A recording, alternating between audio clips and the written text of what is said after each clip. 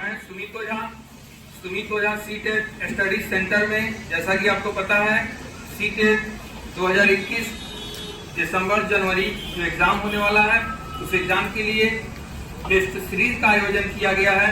और उस test series में आज टेस्ट नंबर 5 पे हम लोग पहुंच गए हैं।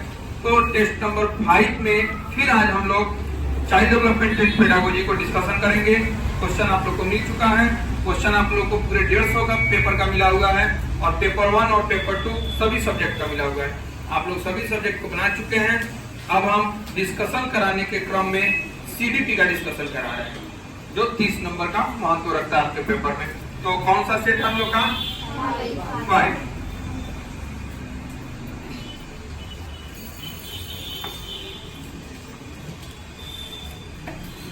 प्रश्न यही है। क्वेश्चन पेपर सब लोग निकाल लीजिएगा। प्रश्न हम बोलते जाएंगे ऑप्शन के साथ, पूरा ऑप्शन सुन लीजिएगा। फिर आप उत्तर अगर बनाए हैं सही या जो भी बनाए हैं बताइएगा, फिर हम उसको मिलान करते जाएंगे, साथ में डिस्कशन करते जाएंगे। पहला क्वेश्चन है, एक अच्छे तथा कुशल शिक्षक में जिन गुणों, विशेषताओं और योग्यताओं का होना आवश्यक है अथवा हैं, वे हैं। है अथवा है इसलिए लिखा गया कि एक हो सकता है, एक से अधिक ऑप्शन हो सकता है, ये आपको चुनना है। ठीक है, ऑप्शन देखेंगे। ऑप्शन ए, अच्छा स्वास्थ्य, गुड है। बी, बाल प्रकृति का ज्ञान, नॉलेज ऑफ चाइल्ड नेचर। सी, कक्षा नियंत्रण और आत्मविश्वास, यानी class control and self confidence. और डी, उपरोक्त सभी। क्या बनाइएगा? उपरोक्त सभी। बिल्कुल सही है। एक शिक्षक के गुण में ये सब चीज आते हैं। अभी गुण में और सारे चीज हैं, स्फूर्ति व उत्साहवर्धक, अच्छा स्वास्थ्य, विनोद प्रियता, ये सब भी गुण हैं शिक्षक के। लेकिन ऑप्शन में 3 ही को रख के और ऑप्शन डी में रख दिया गया उपरोक्त सभी। तो यहाँ क्वेश्चन नंबर 1 का आंसर क्या हम लोग का होगा? सी, डी, उपरोक्त सभी। डी में ही ना उपरोक्त सभी है, तो आंसर डी हो जाएगा। नंबर दे देते हैं।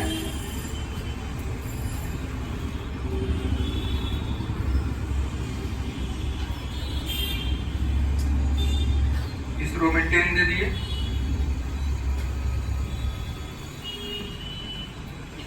क्वेश्चन नंबर 2 पे आएंगे। पहले क्वेश्चन में किसी को कोई दिक्कत नहीं। दूसरा क्वेश्चन, बालक के पूर्व ज्ञान पर नए ज्ञान को आधारित करना। ध्यान दीजिए, बालक के पूर्व ज्ञान पर नए ज्ञान को आधारित करना, यह बात शिक्षण के किस सूत्र से संबंधित है? तो जैसे ही शिक्षण सूत्र आया, आपको हम पढ़ाए हैं शिक्षण सूत्र यानी मैक्सिम्स ऑफ टीचिंग, याद है? उसको दिमाग में रखिए, क्वेश्चन बनेगा। ऑप्शन देख लेते हैं। ऑप्शन ए में है सुगम से कठिन की ओर, यानी from easy to difficult. B है सरल से जटिल की ओर, from simple to complex.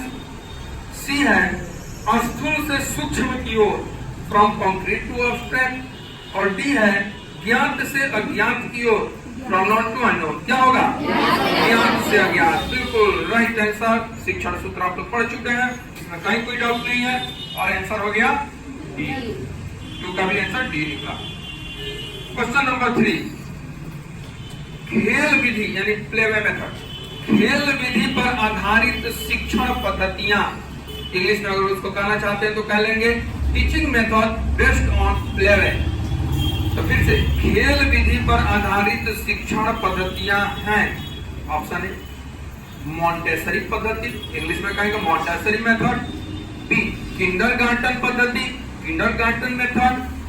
C, Dalton पद्धति, डाल्टन मेथड। डी, उपरोक्त सभी।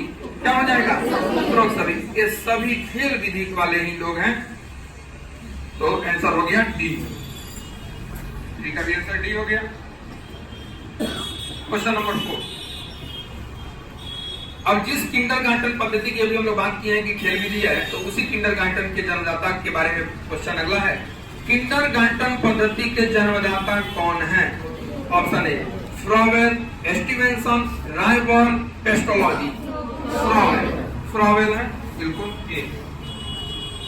यह 4 क्वेश्चन लगातार आप लोगों ने बड़े आराम से बना लिया, क्योंकि कॉन्सेप्ट आपके क्लियर है, सब कुछ आप पढ़े हुए। क्वेश्चन नंबर 5, स्वजागरूकता एवं संज्ञानात्मक क्षमताओं का नियंत्रण, जैसे योजना बनाना, समीक्षा करना, संशोधन करना इत्यादि डॉट डॉट डॉट में अंतर्निहित है।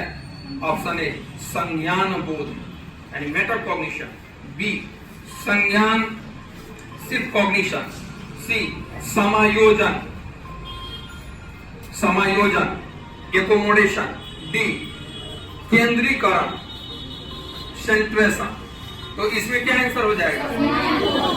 संज्ञान बोध हो जाएगा यानी मेटाकॉग्निशन। अब आपको मैं रोक के थोड़ा सा बताऊंगा, पहले इसका आंसर हम लिखते हैं 5 का, कि जिस तरह से कल के टेस्ट में लगातार नैतिक विकास और पहलवर को टारगेट लेके हमने क्वेश्चन सेट किया था कि क्वेश्चन के माध्यम से एक चैप्टर भी आपका क्लियर हो जाए, ठीक उसी तरह से अब यहाँ से जो क्वेश्चन मिलने वाला है, एक दिन आपको संज्ञानात्मक विकास पे जिन पियाजे और वाइगोट्स्की की बात हम लोग की टेस्ट में हो चुकी है, लेकिन उसी टेस्ट में जो हम उस दिन भी आपको बता रहे थे कि आखिर जिन पियाजे संज्ञानात्मक विकास का जो सिद्धांत दिया, तो पहले जिन पियाजे भी तो इसकी कुछ अवधारणा कॉन्सेप्ट को समझे होंगे और तभी तो वे सिद्धांत दिए होंगे। तो जिन पियाजे ने जो अवधारणा कॉन्सेप्ट को समझा, कॉग्निटिव डेवलपमेंट का जो है स्टेज बताने के लिए, तो उस अवधारणा पे लगातार क्वेश्चन आज हम सेट किया है। उस चीज को आप भी समझे, क्योंकि यह बिल्कुल आसान प्रश्न हो जाएगा कि जिन पियाजे ने अपनी 4 अवस्था में क्या बोला है, या किस अवस्था का डेट क्या है, किस अवस्था का क्या फीचर है, वो तो बहुत सामान्य प्रश्न हो गया। प्रश्न कठिन या थोड़ा सा अच्छा प्रश्न कहा जाएगा कि जिन पियाजे ने संज्ञानात्मक विकास के सिद्धांत को देने के लिए जिन अवधारणाओं को समझा, जिन कॉन्सेप्ट को समझा, उससे क्वेश्चन रहेगा। और उससे जब क्वेश्चन रहेगा तो लगातार एसिमिलेशन, एकोमोडेशन, स्कीमा, ये सारे क्वेश्चन बनते जाएंगे। समतोलन, इक्विलिब्रेशन, ये सारे क्वेश्चन बनते जाएंगे और इन सब का प्रश्न के माध्यम से हम आपको ठीक करेंगे। तो पहले प्रश्न ही हम देख लेते हैं, फिर उसका एक शॉर्ट लेक्चर देंगे और लेक्चर के बाद तब प्रश्न बनवाएंगे आपसे। पहले प्रश्न दिखाते हैं, सिर्फ लेक्चर देके कॉन्सेप्ट आपका क्लियर करके तब फिर बनवाएंगे, आप ही बनवाएंगे, आप ही उत्तर दीजिएगा। तो क्वेश्चन नंबर 6 है, वह मानसिक नक्शा यानी मेंटल मैप अथवा मानसिक निरूपण जिसके तहत हम कोई कार्य करने से पहले उसके बारे में सोचते हैं और किसी चीज के बारे में उसकी पहली समझ बनाते हैं, वह कहलाता है। ऑप्शन दे देगा, व्यवस्थापन, स्कीमा, अस्थमा, नक्शा। स्कीमा तो जानते हैं, क्लास में पढ़ाई हो चुकी है। क्वेश्चन नंबर 7 है, जब कोई बच्चा पहले से बनी किसी, पहले क्वेश्चन ऑप्शन सुन लीजिए, बाद में बनाएंगे। जब कोई बच्चा पहले से बनी किसी चीज अथवा घटना के लिए स्कीमा का प्रयोग किसी दूसरे नई चीज अथवा वस्तु के लिए करता है, तो यह अवधारणा पियाजे के अनुसार कहलाता है। Option A schema, option B आत्मसातीकरण यानी एसिमिलेशन, ऑप्शन सी व्यवस्थापन यानी एकोमोडेशन और ऑप्शन डी कोई नहीं। इसको पहले बनवाएंगे, पहले लेक्चर से पहले कॉन्सेप्ट क्लियर करेंगे और फिर आपको बनवाएंगे। पहले हम क्वेश्चन से बता रहे हैं। Question number 1, dot dot dot यह संकेत देता है कि उपस्थित स्कीम में बदलाव का, ताकि वह नई वस्तुओं को अपने में सम्मिलित कर सके। ऑप्शन इसमें भी दिया गया है, स्कीमा, आत्मसातीकरण, व्यवस्थापन, समतोलन, यानी इंग्लिश में कहेंगे तो स्कीमा, एसिमिलेशन, एकोमोडेशन और इक्विलिब्रेशन। बनवाएंगे इसको, पहले तो अभी आपको क्वेश्चन बता रहे हैं। क्वेश्चन नंबर 9, जब स्थापित स्कीम या स्कीमा पूर्ण रूप से नई स्थिति का संचालित नहीं कर सकती, तो पियाजे के अनुसार डॉट डॉट की स्थिति उत्पन्न हो जाती है। देखिए कितना जो है यह क्वेश्चन गहराई में चला गया है, इसको समझने की जरूरत है। ऑप्शन ए है समतोलन यानी इक्विलिब्रेशन, ऑप्शन बी व्यवस्थापन, एकोमोडेशन, ऑप्शन सी आत्मसातीकरण, एसिमिलेशन, ऑप्शन डी स्कीमा। तो ये जो क्वेश्चन आप लोग देखें, तो क्वेश्चन का आंसर हम चाहते तो साथ साथ में बोलते जाते और आप बता भी रहे हैं, जो पढ़े हमें बता भी रहे हैं। लेकिन मेरे कहने का मतलब कि सिर्फ क्वेश्चन और उसका आंसर बता देना वह तो रटाने जैसा हो जाएगा। पहले आखिर ये सब आंसर बन क्यों रहा है, आंसर वह हो क्यों रहा है, इसके लिए एक कॉन्सेप्ट क्लियर होना चाहिए और उस कॉन्सेप्ट को हम आपके सामने रखेंगे। तो सबसे पहले क्वेश्चन नंबर क्या है, 6 है। 6 से लेके हम लोग यहाँ नंबर थोड़ा सा बढ़ा ले यहाँ।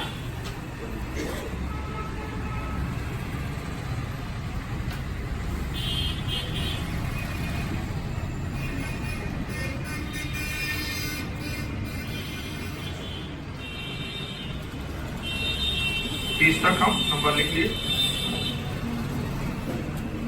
क्वेश्चन नंबर 6, तो देखिए पहला क्वेश्चन आपका है वह मानसिक नक्शा। तो सबसे पहले अब इस क्वेश्चन को बनाने से पहले या इस क्वेश्चन के बाद जो एसिमिलेशन से क्वेश्चन था, एकोमोडेशन से था, इक्विलिब्रेशन से था, उन सब को बनाने से पहले एक शॉर्ट लेक्चर सुनेंगे हम लोग। देखिए एस्कीमा कैसे है, तो साधारण शब्दों में एस्कीमा के बारे में कहा जा सकता है कि एस्कीमा किसी वस्तु अथवा घटना के बारे में उससे संबंधित हमारे मस्तिष्क में बनी पहली मानसिक संरचना अथवा मानसिक नक्शा यानी मेंटल मैप के समान है, जिसका सामान्यीकरण यानी जनरलाइजेशन संभव है। अर्थात कुछ करने से पहले उसके बारे में हम सोच ले और वैसा ही कर दे। अतः एस्कीमा किसी चीज के बारे में संज्ञानात्मक विकास की सबसे छोटी इकाई के रूप में होती है, जहां उस चीज के बारे में हम उसकी पहली समझ अपने मस्तिष्क पटल पर बनाते हैं और फिलहाल उसी रूप में उस कार्य को कर देते हैं। उस चीज के बारे में यह पहली समझ अथवा उस पर बनी पहली मानसिक नक्शा ही उस चीज की एस्कीमा है, जो उस चीज की समझ की सबसे छोटी इकाई है। आगे उम्र तथा अनुभव बढ़ने पर उस चीज से संबंधित नई नई जानकारियां बढ़ती जाएंगी, अर्थात उस चीज के बारे में जो पहली एस्कीमा बनी थी उसी में उम्र तथा अनुभव बढ़ने पर नई नई जानकारियां जुड़ती जाएंगी। यह भी सदा ध्यान रहे कि किसी चीज के बारे में एस्कीमा एक ही बार बनती है, भले ही वह पहली बार बनी एस्कीमा उस चीज से संबंधित अस्पष्ट अथवा अधूरी हो, परंतु उम्र बढ़ने के साथ उसी एस्कीमा में उससे संबंधित नई नई जानकारियां जुड़ती जाएंगी तथा अस्पष्ट और अधूरी एस्कीमा उस चीज से संबंधित स्पष्ट और विशिष्ट होती जाएगी। एस्कीमा को मानसिक नक्शा और कॉग्निटिव मैप भी यानी मेंटल मैप या कॉग्निटिव मैप भी कहा जाता है, जहाँ किसी नई चीज के बारे में कुछ करने से पहले हम सोचते हैं और उस चीज पर जो हमारी समझ बनती है वैसा हम कर देते हैं। साधारण शब्दों में समझिए, एक एग्जांपल हम दे रहे हैं। मान लीजिए एक छोटी सी बच्ची है, चलो 6 मंथ की बच्ची है, ठीक है। 6 मंथ की, हम स्कीमा समझाएगा। 6 मंथ की बच्ची है, उसके सामने हम कलम को ऐसे ले जाएंगे, तो जब पेन को उसके सामने ले जाएंगे तो इसको देख के कुछ ना कुछ उसके दिमाग में चलेगा। तो मान लीजिए उस बच्ची ने हाथ बढ़ाया और कलम को क्या कर लिया, पकड़ लिया। तो बच्ची ने हाथ बढ़ा के कलम को पकड़ा, वहां से ना आपने देखा, लेकिन बच्ची पहली बार 6 महीने की बच्ची थी और पहली बार उसके सामने क्या लाया गया, पेन। तो अब वो नहीं जानती है पेन है कि क्या है, बट कोई भी वस्तु जो है अब उस पे हाथ बढ़ा के पकड़ने से पहले ये चीज वो कहाँ बन गया होगा, मेंटल मैप यानी मानसिक नक्शा उसके दिमाग में बन गया होगा कि इसको हमको क्या करना है, पकड़ना है। तो उसी चीज को जो बना उसने जनरलाइजेशन कर दिया, सामान्यीकरण कर दिया, यानी कि हाथ में पकड़ लिया। तो देखिएगा एक कलम के बारे में उस बच्ची की बनी हुई एस्कीमा है, ठीक है, जो उस चीज के बारे में साधारण शब्दों में बता सकते हैं। इससे संबंधित जो जानकारी है, संज्ञानात्मक विकास की सबसे छोटी इकाई भी हम स्कीमा को कहते हैं, यानी इसके बारे में जो जानने समझने की सबसे छोटी इकाई, पहली इकाई उसकी बनी, वह कलम को हाथ बढ़ा के पकड़ लेना।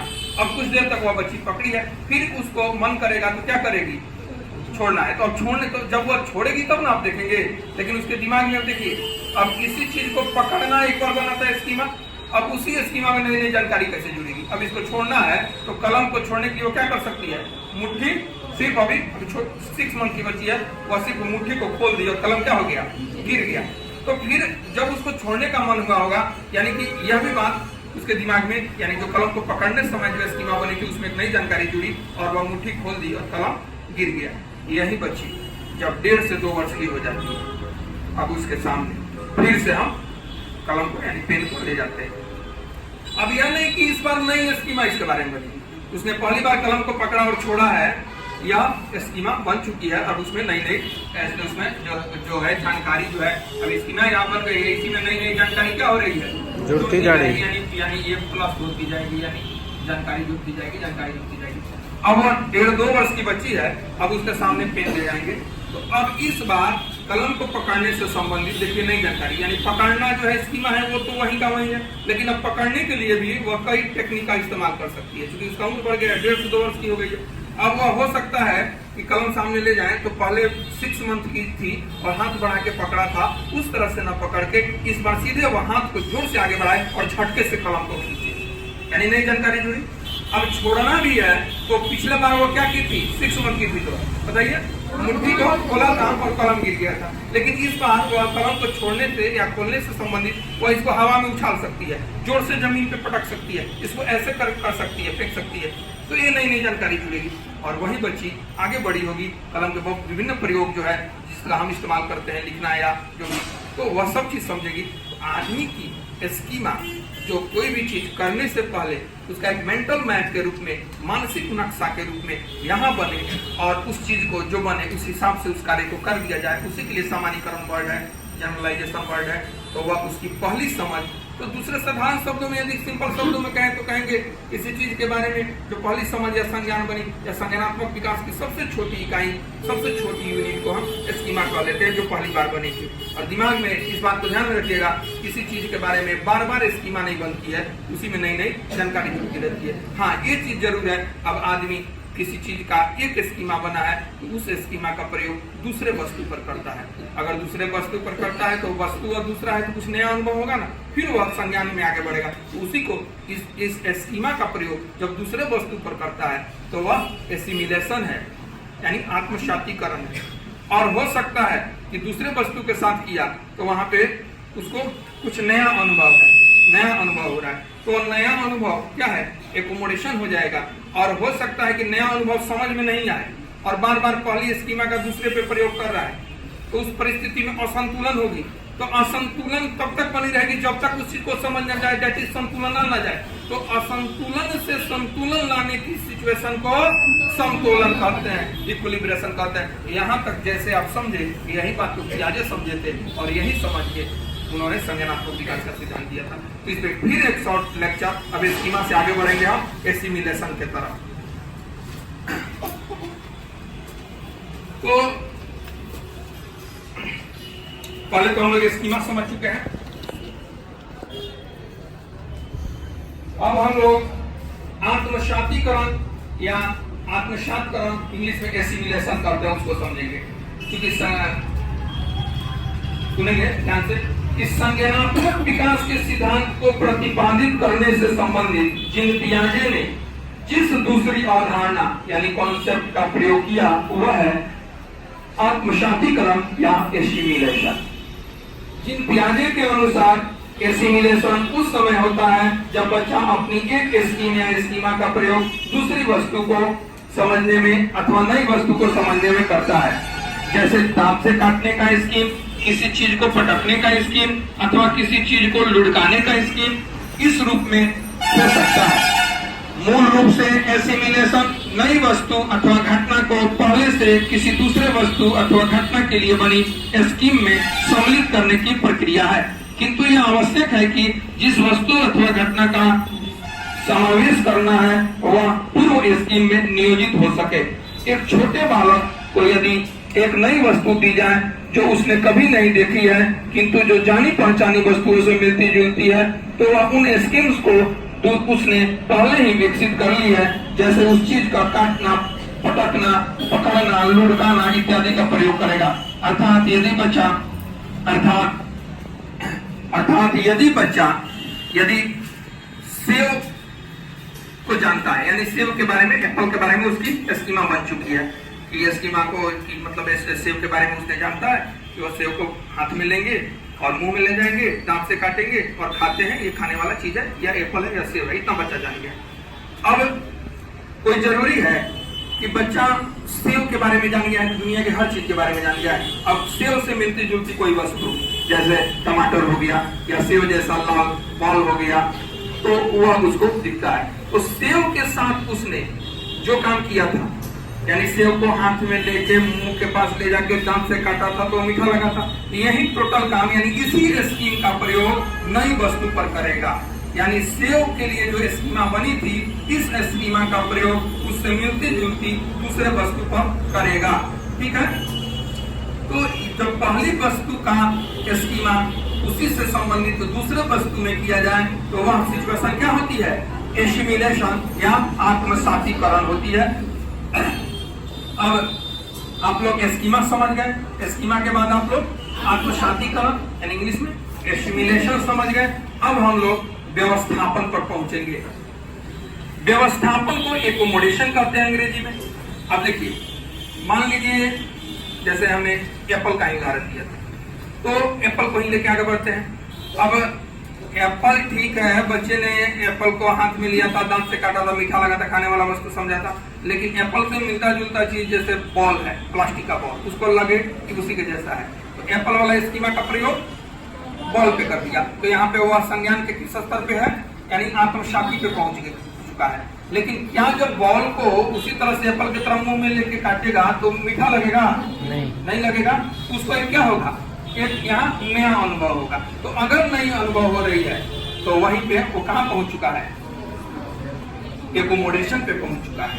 ठीक है, अब दूसरा एग्जांपल ले लीजिए। मान लीजिए बच्चा जो है, देखते हैं जो ठोस पदार्थ है, पत्थर या कोई चीज, गोली, कंचे, शीशे के बोतल इत्यादि से बच्चे खेलते हैं, जमीन पे लुढ़काते हैं, पटकते हैं, बहुत सारा काम करते हैं। तो अगर कोई बच्चा पत्थर के बारे में उसकी स्कीमा पहले से स्कीम बन चुकी है, यानी कि वो जानता है कि पत्थर को जमीन पे पटकने से टन की आवाज होती है और वह टूटता नहीं है, कठोर पदार्थ है। मान लीजिए वो पदार्थ नहीं जानता, बस इतना ही जानता है कि इसको जमीन पे हम पटक सकते हैं और इससे जो साउंड निकलता बच्चा सुनता है उसको अच्छा लगता है। अब एक दिन क्या होगा, गोल पत्थर के तरह उसको एक गोल शीशे का बोतल मिला। ठीक है, अब पत्थर के लिए जो स्कीमा बनी थी वह उसका प्रयोग पत्थर जैसे गोल शीशे के बोतल पे वो कर रहा है। तो यहाँ क्या पहुंच चुका है? आत्मसातीकरण पे पहुंच चुका है, यानी कि पहली स्कीमा का दूसरी नई वस्तु के साथ प्रयोग कर रहा है। लेकिन अब जब दूसरी वस्तु पर प्रयोग कर रहा है तो पत्थर के तरह जब उस गोल शीशे के बोतल को जमीन पे पटका या लुढ़काया तो पत्थर के तरह वह टन से आवाज नहीं किया, बल्कि उल्टे में क्या हो गया? टूट गया और चन्न से आवाज किया, साउंड में भी परिवर्तन था और वह टूट गया। अब तुरंत बच्चे को एक नया अनुभव हो गया यहाँ पे, यार ये तो दूसरा चीज है और यह दूसरा चीज है। तो जब अगर ये चीज तुरंत का तुरंत समझ गया, तो यानी कि तुरंत का तुरंत समझ गया तो वह समझ जाएगा कि पत्थर पत्थर है और उस दिन से शीशे के बोतल के लिए एक नई स्कीमा बन जाएगी। अब उसके बारे में फिर वह जानकारी बढ़ाते जाएगा, यानी दो डिफरेंट वस्तु को उस दिन से समझ जाएगा। लेकिन ये कोई जरूरी नहीं है। कभी कभी बच्चे पहली स्कीमा का प्रयोग दूसरे मिलते जुलते वस्तु पे करते हैं, यानी आत्मसातीकरण का काम करते हैं और उनको जो अनुभव आत्मसातीकरण के बाद अगर जो अनुभव होना चाहिए तो एकोमोडेशन में चले जाएंगे और अनुभव नहीं हुआ और बार बार उसी तरह की गलती कर रहे हैं तो हर बार तो पत्थर का फीचर पत्थर पे रहेगा और शीशे के बोतल का शीशे के बोतल पे। तो ये दोनों तो कभी एक हो नहीं सकता है। तो ठीक है, हो सकता है कि अभी तत्काल बच्चे को दोनों में अंतर समझ में नहीं आया, लेकिन किसी न किसी दिन समझ में आएगा ना, क्योंकि दोनों दो अलग अलग वस्तु है। तो जिस दिन समझ में आएगा, तो जब तक समझ में नहीं आएगा तब तक बच्चे में क्या रहेगा? असंतुलन पैदा रहेगा। तो असंतुलन से संतुलन लाने की स्थिति को समतोलन कहते हैं। अब हम लोग कहाँ पहुंच गए? समतोलन। तो समतोलन को भी एक शॉर्ट लेक्चर में हम बताएंगे। देखिए, समतोलन जो है उसको अंग्रेजी में इक्विलिब्रेशन कहते हैं। जब स्थापित स्कीमा अर्थात पहले से बनी स्कीमा पूर्ण रूप से नई स्थिति का संचालन नहीं कर पाती है तो पियाजे के अनुसार असंतुलन की स्थिति उत्पन्न हो जाती है, जो कि क्या समझा गया और क्या प्रस्तुत हो गया के बीच में होता है। ऐसी दशा में व्यक्ति असंतुलन को कम करने की चेष्टा करता है। ऐसा वह अपना ध्यान उन उत्तेजकों पर केंद्रित करके जिन्होंने असंतुलन पैदा किया है और नई स्कीमा बनाकर करता है, अथवा पुरानी स्कीमा में परिवर्तन उस सीमा तक लाता है जब तक असंतुलन दूर नहीं हो जाए। यह संतुलन लाने की प्रक्रिया संतुलन कहलाती है। यानी असंतुलन से यानी कि असंतुलन से संतुलन लाने की प्रक्रिया संतुलन कहलाती है, इक्विलिब्रियम कहलाती है। यहाँ तक आप लोग का कंसेप्ट क्लियर हो गया। आप एस्कीमा समझे, आप आत्मशातीकरण एसिमिलेशन समझे, आप व्यवस्थापन एकोमोडेशन समझे और आप संतुलन इक्विलिब्रेशन समझे। अब इस पे क्वेश्चन देखिए कैसे बनता है। प्रश्न पत्र हमारे हाथ में है। कितना नंबर क्वेश्चन? 6। ध्यान देंगे। देखिए अब आप ही लोग बताएंगे। वह मानसिक नक्शा यानी मेंटल मैप, मानसिक निरूपण भी इसको कह सकते हैं, जिसके तहत हम कोई कार्य करने से पहले उसके बारे में सोचते हैं। जैसे छोटी बच्ची का कलम पकड़ने वाला बात हम बताएं, सोचते हैं और किसी चीज के बारे में उसकी पहली समझ बनाते हैं, वह कहलाता है ऑप्शन ए व्यवस्थापन, option B schema, option C asthma, option D नक्शा। B schema. जब स्कीमा है तो नक्शा क्यों करेंगे? बी स्कीमा ही सही है। क्वेश्चन नंबर 7 आ जाइए। जब कोई बच्चा पहले से बनी किसी चीज अथवा घटना के लिए स्कीमा का प्रयोग किसी दूसरे नई चीज अथवा वस्तु के लिए करता है तो यह अवधारणा पियाजे के अनुसार कहलाता है।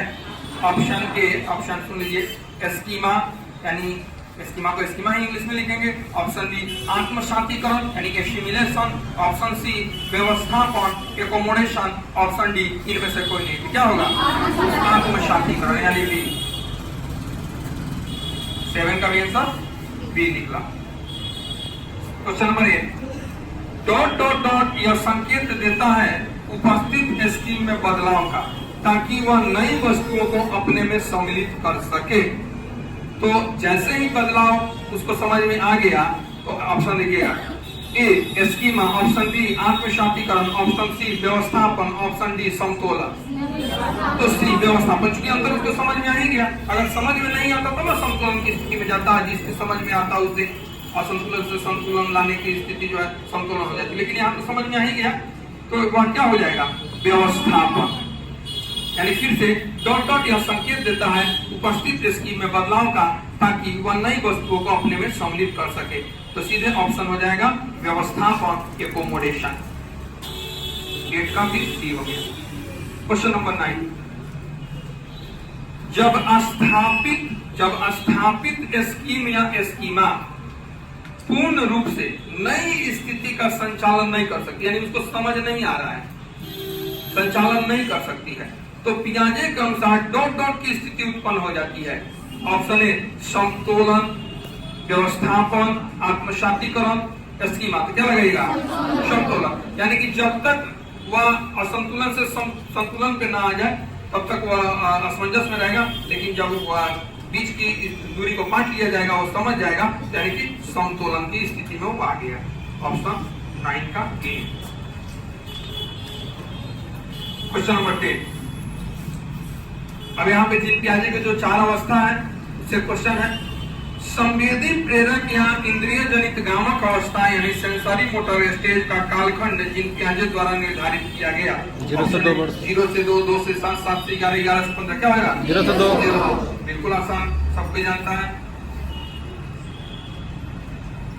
फिर अगला क्वेश्चन, जीन पियाजे के अनुसार बच्चे, जस्ट इस पे क्वेश्चन आ चुका है सीधे, उसी क्वेश्चन को परिवर्तित करके हम रखें। जीन पियाजे के अनुसार बच्चे, ऑप्शन ए अपने परिवेश अथवा वातावरण से अंतःक्रिया करते हुए अपनी उम्र बढ़ने के साथ साथ स्वयं ही स्वतंत्र रूप से अपनी समझ अथवा संज्ञान बढ़ाते जाते हैं।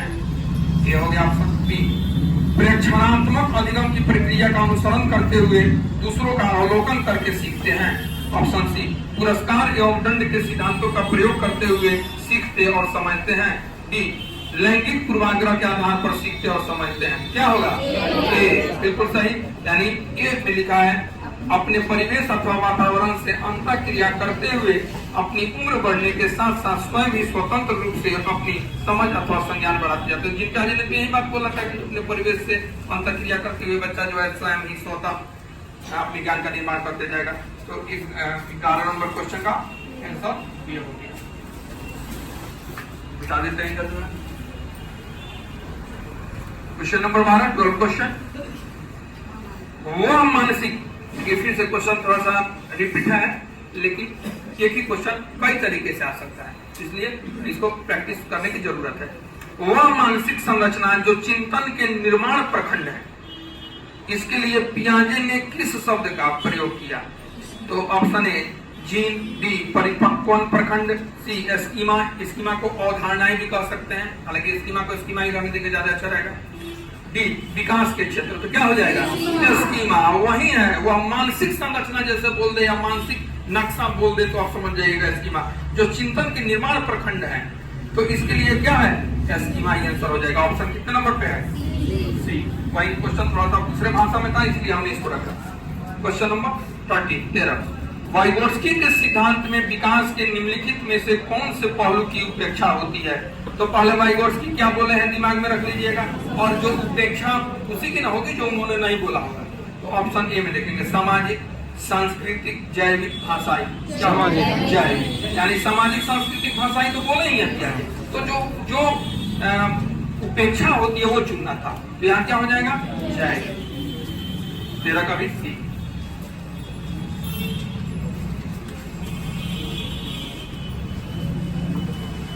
क्वेश्चन नंबर 14 क्वेश्चन, जब बच्चा फेल होता है तो इसका तात्पर्य है कि ऑप्शन ए बच्चा पढ़ाई के लिए योग्य नहीं है, बच्चों ने उत्तरों को सही तरीके से याद नहीं किया है, ऑप्शन सी बच्चे को प्राइवेट ट्यूशन लेनी चाहिए थी, ऑप्शन डी व्यवस्था फेल हुई है। व्यवस्था फेल हुई है। कभी भी बच्चे को दोषारोपण नहीं कर सकते हैं, व्यवस्था को माना जाता है, व्यवस्था फेल हुई है, यानी कि 14 का डी।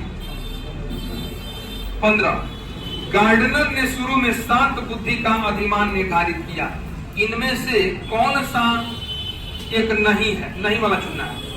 तो जो शुरू में 7 गार्डनर ने दिया, बाद में 2 और जोड़ा 9 हुआ, याद है ना पढ़ाए थे गार्डनर का बहुबुद्धि सिद्धांत। तो उसमें शुरू में जो 7 में था उसमें जो नहीं है वो चुनना है, यानी कि 7 जो है यदि वह आपको याद है तो नहीं है उसको आप आराम से निकाल सकते हैं। तो ध्यान देंगे, ऑप्शन ए में दिया है स्थान संबंधी बुद्धि, उसी को स्थानिक बोला गया था। बी भावात्मक बुद्धि, सी अंतर्वैयक्तिक बुद्धि यानी इंटरपर्सनल, डी भाषात्मक बुद्धि। तो बी भावात्मक की कोई चर्चा नहीं हुई थी साथ में, तो आंसर बी हो जाएगा। क्वेश्चन नंबर 16 यदि एक बच्चे की मानसिक आयु 5 वर्ष तथा वास्तविक आयु 4 वर्ष है तो उस बच्चे की IQ होती है। कल भी इस पे क्वेश्चन था, आपको पता है ना IQ का सूत्र क्या है? बच्चे ये टोटल का 100, तो एम में कितना है बोलो? ये कितना है? कितना टोटल करना है? टोटल कितना हो गया? हाँ 125 25 125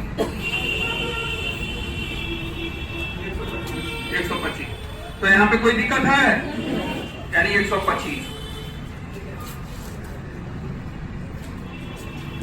इसमें कुछ नहीं करना है। जब इस तरह का क्वेश्चन है तो मानसिक आयु जो है एम में ऊपर रखना है, वास्तविक आयु को नीचे रखना है और टोटल को इंटू कर देना है, 100 वो निकलेगा, वही IQ हो जाएगा। कोई दिक्कत नहीं। कल भी इस पे क्वेश्चन था। अब आ जाइए, सूत्र बस इसको याद रखिएगा, ये सूत्र याद है। क्लास में जो पढ़ा है काफी डिटेल में चीजों को बताया जा चुका है।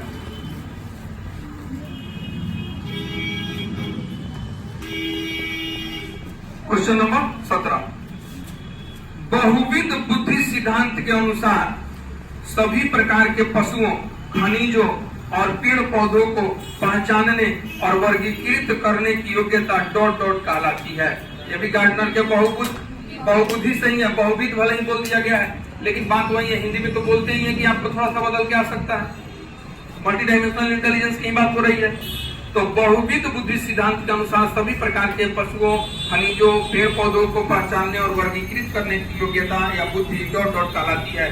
ऑप्शन ए तार्किक गणितीय बुद्धि, ऑप्शन बी प्राकृतिक बुद्धि, ऑप्शन सी भाषाई बुद्धि, ऑप्शन डी स्थानिक बुद्धि। क्या होगा? प्राकृतिक, यानी ये जितने भी खनिज, पेड़ पौधे सब क्या है? प्राकृतिक चीजें हैं, और गार्डनर ने इसको भी प्राकृतिक बुद्धि को रखा है। तो ऑप्शन क्या हो जाएगा? बी। 16 का आंसर ए लिखना था और 17 में बी। क्वेश्चन नंबर 18, रेवन का प्रोग्रेसिव मैट्रिसेस परीक्षण डॉट डॉट परीक्षण का उदाहरण है। तो ध्यान दीजिए, जो आप लोग इंटेलिजेंस पढ़ते हैं तो उसके लिए कुछ टेस्ट बनाए गए हैं। तो सबसे पहला टेस्ट वीनस साइमन का हम लोग चर्चा कर चुके हैं। तो बहुत सारे इंटेलिजेंस टेस्ट हैं जिसको अगर हम बताएं तो अभी लंबा हो जाएगा, जैसे कल का क्लास डिस्कशन का काफी लंबा हो गया था। तो अगर इसको अभी हम बताने लगे तो आज का सेशन लंबा हो जाएगा। तो इंटेलिजेंस टेस्ट के लिए आगे एक सेशन रखते हैं जिसमें हम आराम से उसी को टारगेट लेके चलेंगे और बताएंगे। अभी बस इतना ही जान लीजिए कि रेवन का प्रोग्रेसिव मैट्रिसेस परीक्षण डॉट डॉट परीक्षण का उदाहरण है। ऑप्शन है असमूह बुद्धि लब्धांक, बी व्यक्तित्व, सी मौखिक बुद्धि लब्धांक और डी संस्कृति मुक्त बुद्धि लब्धांक। तो क्या हो जाएगा? संस्कृति मुक्त बुद्धि लब्धांक। क्लास में तो डिटेल में पढ़ाए ही है, क्लास के स्टूडेंट जो भी है इसको समझ रहे हैं। आंसर क्या हो जाएगा? डी। और कभी डिस्कशन में भी इस चीज को अगले किसी सेशन में टाइम लेके हम वहां भी डिस्कस कर देंगे। डी। नहीं तो अगर अभी करने लगे तो पता चलेगा बहुत लंबा हो जाएगा, कल से भी बड़ा क्लास हो जाएगा आज का डिस्कशन। 19 नंबर, निम्न में से कौन सा कौशल संवेगात्मक बुद्धि से संबंधित है? ऑप्शन ए याद करना, ऑप्शन बी गतिक प्रक्रमण, सी विचार करना, डी सहानुभूति देना। सहानुभूति देना जो है संवेग में आ जाएगा। क्रोध, ईर्ष्या, द्वेष, प्रेम ये सब जो है संवेग ही है, तो उसमें भी एक भी आ जाएगा, यानी 19 का डी। 20, हम सभी अपनी बुद्धि, प्रेरणा, अभिरुचि आदि के संदर्भ में भिन्न होते हैं, अलग अलग होते हैं। यह सिद्धांत संबंधित है। ऑप्शन ए व्यक्तित्व विभिन्नता, ऑप्शन बी बुद्धि के सिद्धांत, ऑप्शन सी वंशानुक्रम, ऑप्शन डी पर्यावरण। तो क्या होगा? व्यक्तित्व विभिन्नता। इंडिविजुअल डिफरेंस चैप्टर में आपको बता चुके हैं कि हर व्यक्ति एक दूसरे व्यक्ति से भिन्न होता है और यही भिन्नता उसकी विकास की प्रक्रिया को निर्धारित करती है। तो भिन्नता के कई कारक आधार होते हैं। तो हम जो है हम सभी अपनी बुद्धि का आधार पर भिन्न हो सकते हैं, प्रेरणा, अभिरुचि, बहुत सारी चीजें हैं। लिंग के आधार पे कोई लड़का है कोई लड़की है, तो भिन्नता के बहुत सारे ये सब रूप हैं जिसके संदर्भ में हम अलग अलग होते हैं। तो उन्हीं पे आधारित क्वेश्चन है। हम सभी अपनी बुद्धि, प्रेरणा, अभिरुचि आदि के संदर्भ में भिन्न होते हैं, यह संबंधित है। ऑप्शन हो जाएगा व्यक्तिक विभिन्नता से। 20 का ए। अब हम लोग 10 क्वेश्चन और डिस्कशन करेंगे और आज का समाप्त हो जाएगा 30 क्वेश्चन। लिख लेते हैं, नंबर डाल देते हैं पहले।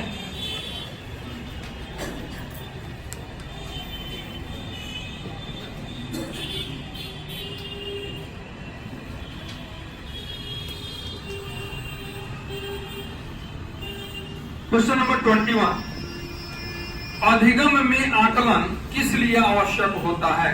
ऑप्शन ए ग्रेड एवं अंकों के लिए, ऑप्शन बी जांच परीक्षण के लिए, ऑप्शन सी प्रेरणा के लिए, ऑप्शन डी पृथक्करण और श्रेणीकरण के उद्देश्य को प्रोत्साहित करने के लिए। तो क्या हो जाएगा? 3 नंबर सी प्रेरणा के लिए। इसमें कोई दिक्कत नहीं। मौखिक रूप से सीखने की अक्षमता है। अधिगम अक्षमता पढ़ाए थे, उसमें से हमेशा एक नई क्वेश्चन बताओ कि हम देते रहते हैं। तो मौखिक रूप से सीखने की अक्षमता है। ए अफेजिया, बी अग्रेपिया, सी डिस्कैल्कुलिया, डी डिसलेक्सिया। क्या आंसर होगा? अफेजिया। आपको पूरा बताया जा चुका है। 23 का लिखने की अक्षमता, यह भी अधिगम अक्षमता से रिलेटेड है। तो ए अग्रेपिया, बी डिसलेक्सिया, सी डिस्कैल्कुलिया, डी एलेक्सिया। क्या हो जाएगा? अग्रेपिया। क्या होगा? अग्रेपिया। अग्रेपिया ए हो जाएगा।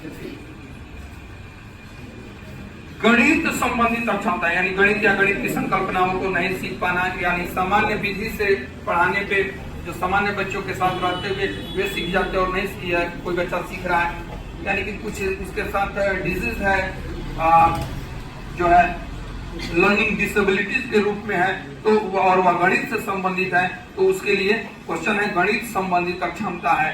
ए dyscalculia, Alexia, dyslexia, aphasia. Dyscalculia कई बार बता चुके हैं, तो याद कर लेना है पूरा। एक फिर आ गया हाइपरलेक्सिया है। ऑप्शन ए शब्द या वाक्यों को ठीक से नहीं समझ पाना, बी गणित नहीं समझना, सी विकलांगता, डी पढ़ने की अक्षमता। क्या होगा? ए शब्द या वाक्यों को ठीक से नहीं समझ पाना। 25 का ये हो गया। 26 अभ्यास या अनुभूति से व्यवहार में धारण योग्य वांछित तथा स्थायी परिवर्तन को डॉट डॉट कहा जाता है। सीखना। जैसे ही आपको सीखना अधिगम चैप्टर पढ़ाए थे, यही जो शुरू किए होंगे, तो हो जाएगा क्या? सीखना। ऑप्शन में जैसे कि दिया है ए आकलन, बी मूल्यांकन, सी अभिप्रेरण, डी सीखना। सीखना के जब अधिगम भी रहे तो वही बात, तो क्या हो जाएगा? डी। डी यानी कि सीखना। 26 का हो गया डी। 27 क्वेश्चन अभिसारी तथा अपसारी क्या है? बता चुके हैं ना क्या है?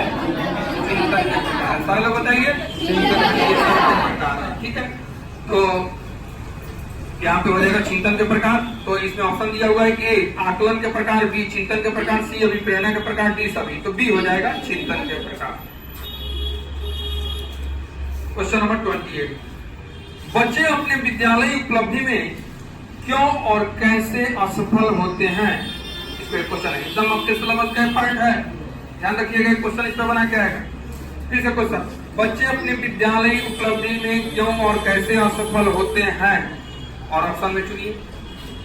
ए विद्यालय का उचित वातावरण नहीं होना, बी अभ्यास की कमी होना, सी शिक्षक द्वारा उचित शिक्षण विधि लागू नहीं करना, डी उपरोक्त सभी। उपरोक्त सभी हो जाएगा। 28 निम्न में से कौन सा वाद बच्चों को अपना ज्ञान स्वयं निर्माण करने का अवसर प्रदान करता है?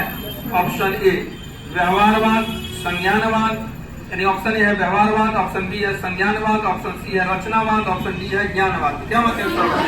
सी रचनावाद। इसमें कई बार क्वेश्चन पूछ चुके हैं और एक क्वेश्चन रहेगा ही रहेगा।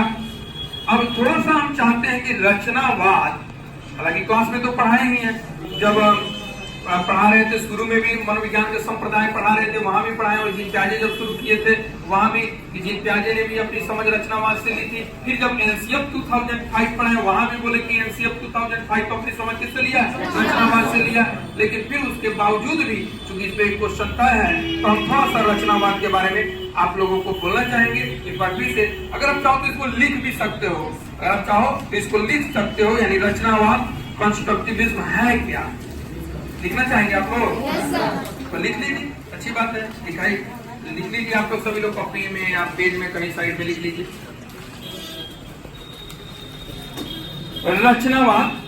रचनावाद कंस्ट्रक्टिविज्म लिख के डैश दीजिए और लिखिए रचनावाद लिखिए, ठीक है।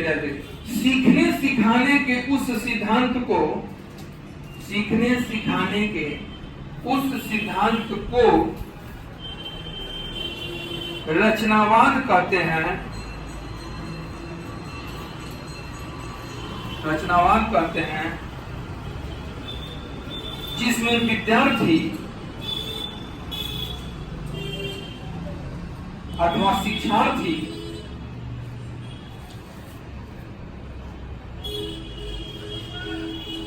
अपने ज्ञान की रचना अथवा निर्माण, अपने विद्यार्थी अथवा शिक्षार्थी अपने ज्ञान की रचना अथवा निर्माण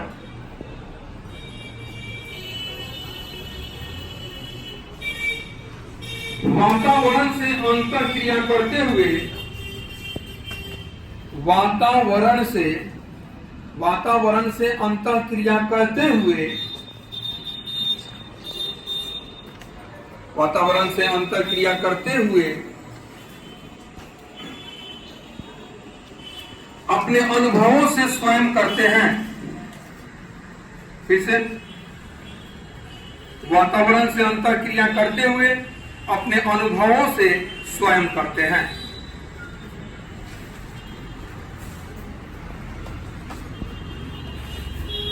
फुल स्टॉप देकर फिर आगे भी लिख सकते हैं, थोड़ा 2-3 लाइन। रचनावाद को सीखने का प्राकृतिक या स्वाभाविक सिद्धांत कहें। रचनावाद को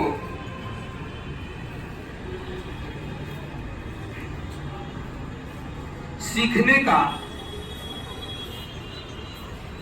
प्राकृतिक या स्वाभाविक सिद्धांत कहें तो वह भी सटीक होगा। वह भी सटीक होगा। Full stop.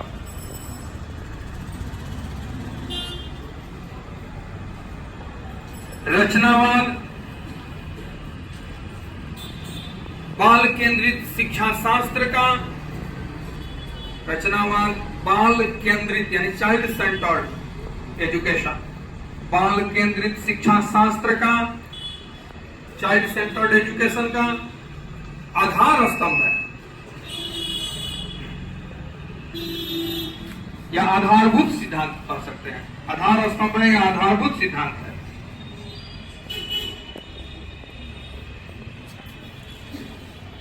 फुल स्टॉप दे के आगे लिखेंगे, इस व्यवस्था में बच्चों के, इस व्यवस्था में बच्चों के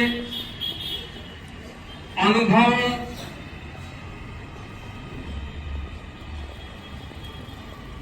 उनकी जिज्ञासाओं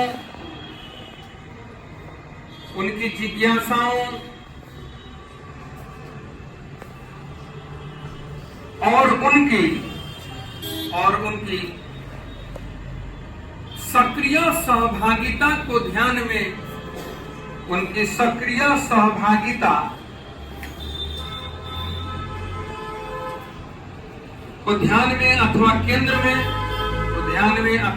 में,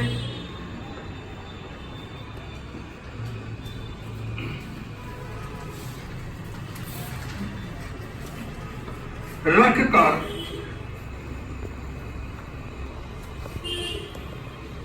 पठन पाठन हेतु वातावरण तैयार किया जाता है।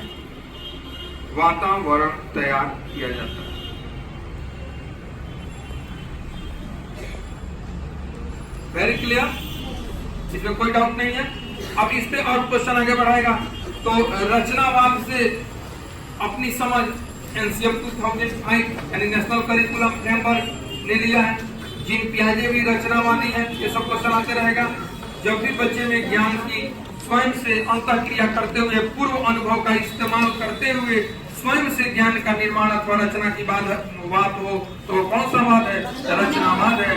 साइकोलॉजी के बहुत सारे संप्रदाय हैं, स्कूल ऑफ साइकोलॉजी है, उसमें एक रचनावाद है, जिसको आप लोगों को इसलिए मैंने दिखा दिया कि जो स्टूडेंट क्लास से बाहर के लिए देख रहे हैं तो इससे फायदा उठा सके। क्लास में तो ये चीज काफी डिटेल में हुआ ही है। फिर एक और क्वेश्चन हम लोग का शायद लास्ट बचा हुआ है, क्वेश्चन नंबर 30 और लास्ट क्वेश्चन। एक क्वेश्चन और बचा है, डिस्कशन करके फिर हम छोड़ देंगे। क्वेश्चन नंबर 30, सीखने के सिद्धांतों के संदर्भ में स्कैफोल्डिंग डॉट की ओर संकेत करता है। स्कैफोल्डिंग याद है? जब हम वाइगोत्स्की पढ़ा रहे थे, जिन पियाजे पढ़ा रहे थे, उस समय हम वाइगोत्स्की को जेडपीडी बताएं, उस समय आपको उसी के साथ हम फिर स्कैफोल्डिंग का भी कॉन्सेप्ट दिए। तो स्कैफोल्डिंग अगर वहां से याद है तुरंत ध्यान समझिए। ऑप्शन ए, सीखने में वयस्कों द्वारा अस्थायी सहयोग। ऑप्शन बी, विद्यार्थियों द्वारा की गई गलतियों के कारणों का पता लगाना। सी, अनुरूपित शिक्षण। डी, पूर्व अधिगम की पुनरावृत्ति। तो यही होगा, सीखने में वयस्कों द्वारा अस्थायी सहयोग। स्कैफोल्डिंग वही है कि बच्चे को एक सहारा देना, और वह सहारा जो है क्या है? अस्थायी हो। जब सहारा दिए, उस सहारे से कॉन्सेप्ट क्लियर हो गया, उसने काम को कर लिया। अब उस तरह के जो भी समस्याएं आती हैं तो बिना सहारा के ही करने के लिए वो सक्षम बन जाए। दूसरे शब्दों में कहें तो इसके फोल्डिंग को समझाने के लिए हम कहेंगे, देखिए जो छत है, छत जो रूप है, छत को बनाने के लिए जब छत की ढलाई हो रही होगी, गिट्टी सीमेंट बालू से गीली होगी, तो उस समय इसको सपोर्ट के लिए सहारा नीचे से क्या दिया गया होगा? पटरा दिया गया होगा, बांस बल्ले और खंभे दिए होंगे, पिलर, मतलब उसको रोकने के लिए। लेकिन जब सीमेंट सेट कर गया 20 से 21 दिन के बाद, तो उसको क्या कर लिया गया होगा? हटा लिया, यानी पटरा हटा दिया, तभी अभी छत है कि नहीं टिका हुआ। तो वही है स्कैफोल्डिंग। वह हमारे समाज से ही लोग मार्गदर्शक के रूप में, सहयोगी के रूप में, माता पिता के रूप में, शिक्षक के रूप में बच्चे को जहाँ तक उसकी संभावना है समझने की और वह नहीं समझ पाता है, यानी जो जेडपीटी बताए तो उसी जेडपीटी में जोन ऑफ प्रॉक्सिमल डेवलपमेंट में वह सहारा देना है और बाद में बच्चा वह अस्थायी सहारा हो, बाद में कॉन्सेप्ट को क्लियर करने के बाद बच्चा बिना सहारा के ही उस तरह के समस्या का हल कर ले। इस पूरी प्रक्रिया को क्या कहेंगे? कहीं कोई दिक्कत होने ही नहीं देंगे, लगातार खड़िए, समझिए दिक्कत कैसे हो जाएगी। दिक्कत होने का प्रश्न ही नहीं है अगर पेडागोजी में आप मेरे साथ हैं। कैसा क्वेश्चन है? कैसा लगा आप लोगों को? बहुत बहुत धन्यवाद आप लोगों को भी।